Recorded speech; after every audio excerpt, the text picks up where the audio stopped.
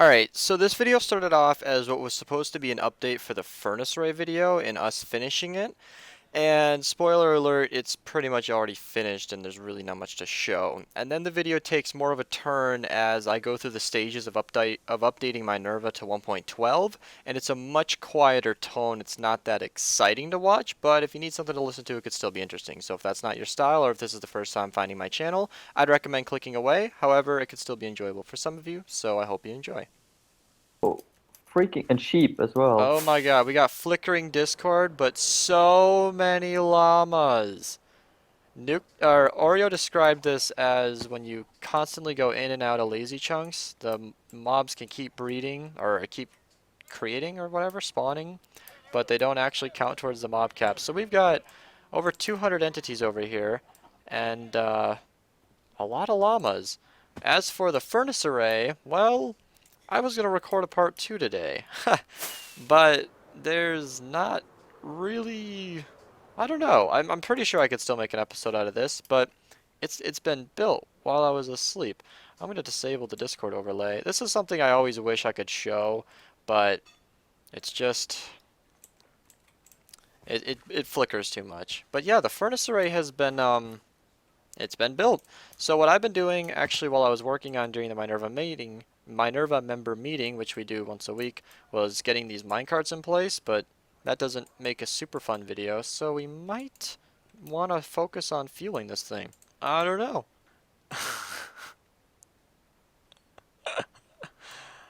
Oh my god. This is just amazing how great of an ocean monument location there is over at 800 negative 750. You cheated, man. You There's a didn't fly really over good there so place for a quickly. guardian farm over here. Wow, we should build Oh more. yeah, there's a beautiful monument over there. That whole island was man-made. Well, there was a plains island there. Oh my god, dude. That's actually pretty cool. So Optifine doesn't render the pistons, Yeah, or is it it just? saves on lag by not rendering all the crazy movements. So with Optifine, the farm kind of starts and then jitters and then stops. Yeah, that's what it And it is. doesn't render any of that. But on the new machine here at the 7700K, I can actually probably record this thing running. So there you go. First time on YouTube. This is... Okay, let me just not sour this with the block sounds. I wanted to show this on YouTube because I've always had time recording this before. So let's show you guys kind of what this farm really looks like. That's what the piston movement... Obviously, I as well have Optifine. So this is probably not perfect, and I'm not going to switch to vanilla, but there you go. There's the Dark Oak farm, and not quite 60 FPS, but playable. Nice. So here's what we got going on here. Gulby has given this thing a redesign. I kind of informed him that the interior was ugly. I decided I wanted to do stone bricks and white carpets ages ago when I built this thing. And since this has such a... Okay, you know, I should give a little backlog to anybody who hasn't seen my videos before. Here's a dark oak farm. Whoosh! It's actually a windmill now. I have multiple videos on this series. I don't know if I'm going to link them all below, probably, now that I've mentioned it, but they're fairly easy to find if you want to go through the works. Just watch all the videos, because I think it's a fairly nice little sub-series on my channel. They're not in any kind of playlist or anything, but yeah, we have a dark oak farm, and it's the Ilmango's basic TNT duper. It's like 30k an hour. Point of the matter is it does the job. And Gulby did this awesome facade, terraforming of a river and its own hill and a giant windmill around the entire thing. And it looks really nice, and so I figured the interior was kind of the last box to check, you know? And I had this brilliant idea to run the farm, just kind of stress testing my PC, as I mentioned previously in the clip, that it's kind of nice being able to actually see this thing run at real time, which I've never been able to do, because that takes quite a processor. I decided to grow some trees and completely screw this up. So I'm going to go ahead and probably fix that off camera. I just wanted to document that it happened. I'm going to wait for him to continue decorating because... There are no buttons inside. Oh no. I'm putting this in the video, I don't even care. I've been hunting down a schematic. YouTube has this... If you hover over a thumbnail, it starts playing the video. Yeah, that's new. What? If you hover over a thumbnail, it plays the video on YouTube. Yeah, they finally did that. Is this like today? No, it was there yesterday. Whoa! Galby, it is magical what you can do with some spruce planks. I think we found the source of the problem, Galby. There Did is I a put some? no, it's not. It's my fault, not yours. There is a piece of there's a solid block that's supposed to be powered by a redstone dust that since I ran it after that had been removed, this piston sequence never actually finished properly, got in the way, and the pistons up above grabbed their blocks, and now everything's just screwed. Alright, completely fixable, totally my fault. I'm not going to run this thing until the walls are back in place, though. Really, Ina? A temporary refilling of Little Red constitutes an Ina map? Is that really? It was an accident. Yeah, you're in a position to be accidentally placing your map. Okay. There was a pig buried in this area, and I let him out, so I pushed him back into place. Also, we have this going on outside. Galby, stop oinking around. I can't think of a much better... I can't think of a much better, more literal example of the world of aesthetic and technical design kind of mixing here. I mean, I'm, rebuilding this dark oak, like, for example, I've been doing it in stages, like where I've been turning it on, powering it once, and letting the pistons from above just kind of pull all the blocks back into place. That way I didn't have to do any of that myself.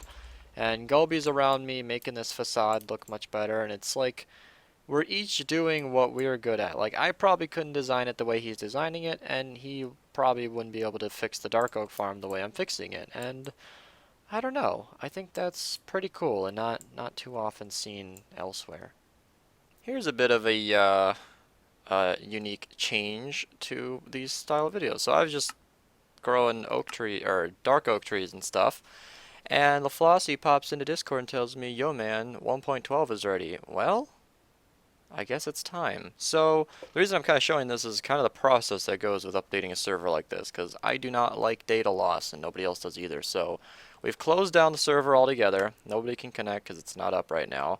I'm going to make a backup where I copy it to my hard drive and then replace the changed data.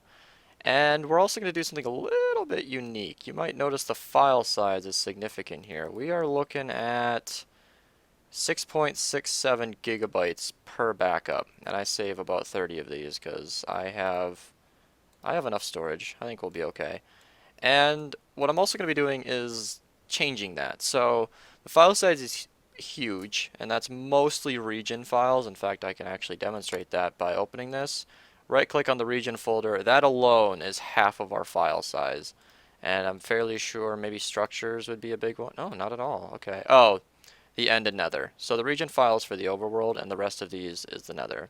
So the end, nether, and region files look to be about 3.4 plus 3. Almost the entire, almost the entire file size is just the region files. And then there's a little bit like player data. I mean, I can't imagine that's a lot. Yeah, kilobytes. So region files. What that means is I'll be loading up our world in Schematica. No, I don't know why I said that. MC Edit. And what I'm going to basically do is, well, I guess I'll show you. I don't usually do this, but I don't know what the hell I was doing. Basically what happens is I load the world. I'm using an old version of Schematica. It's just because this is what I know and prefer, and it does what I need it to. Basically, we prune the chunks because in the end, there are a lot of extra chunks loaded based on, well, from Oreo exploring and getting us 54 elytras and a bunch of equipment and all that. And to save on the file size, we just prune about 700,000 of those chunks, and then it's a lot smaller. It takes off about 2 gigabytes. And we do this just so it's easier to make backups and all that. And that's pretty much it. I didn't do this before because on my other PC it just took way too long. And on my current PC it takes about 4.5 minutes, so that's a lot faster. I don't know how much of this video this is going to cut out, but it seems like I messed around on Schematica for quite some time.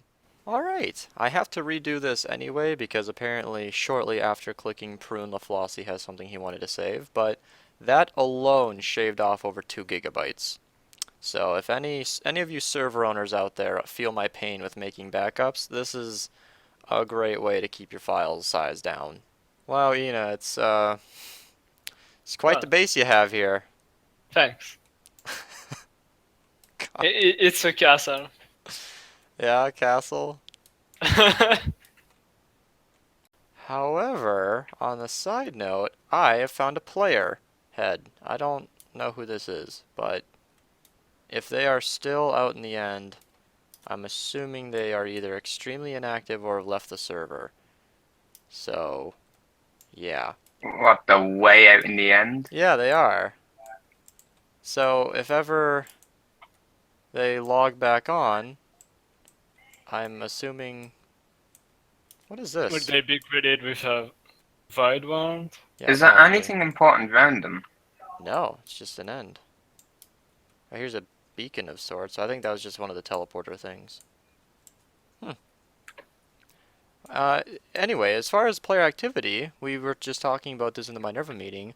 Apparently 26 of our 60 or so members have been playing within the past 2 or 3 days, which is insanely active. That's pretty safe to assume that across the board about half of our members are active, which is pretty good. Oh, and some of you didn't know that. Yeah, the size of Minerva, as far as the Minerva members tag on the Discord server tells me, we have 61 members tagged, and the 26 members does include 1 or 2 alt accounts, so that, you know, take that for what you will.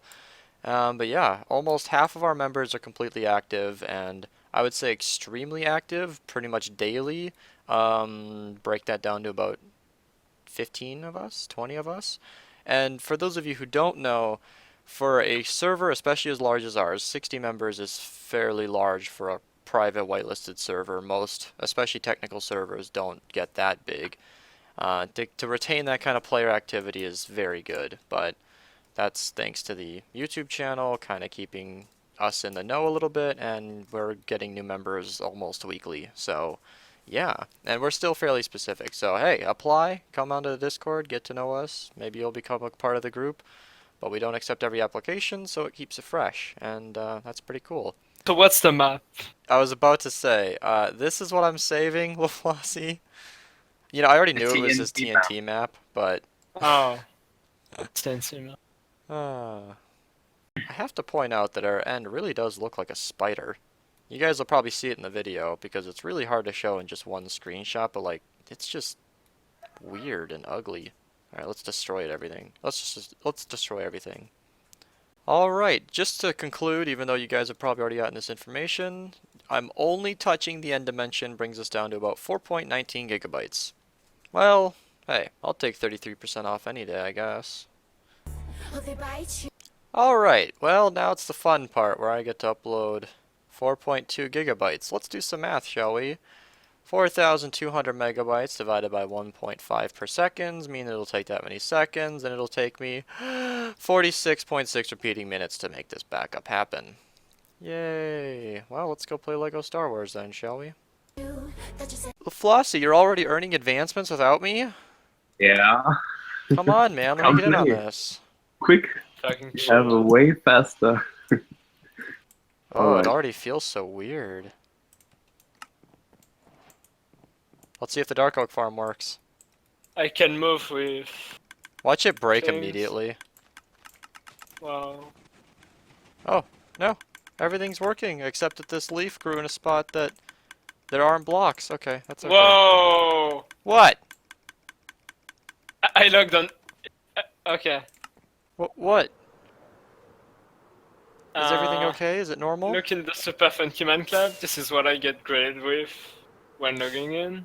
So how do I unlock advancements? You do stuff. Our wall, You it Press looks... the L key. Press the L key. The L key? Yeah. And Yes. it brings up a fancy menu. It's all I have to do is go to the end. It's basically like achievements, just a few different ones, and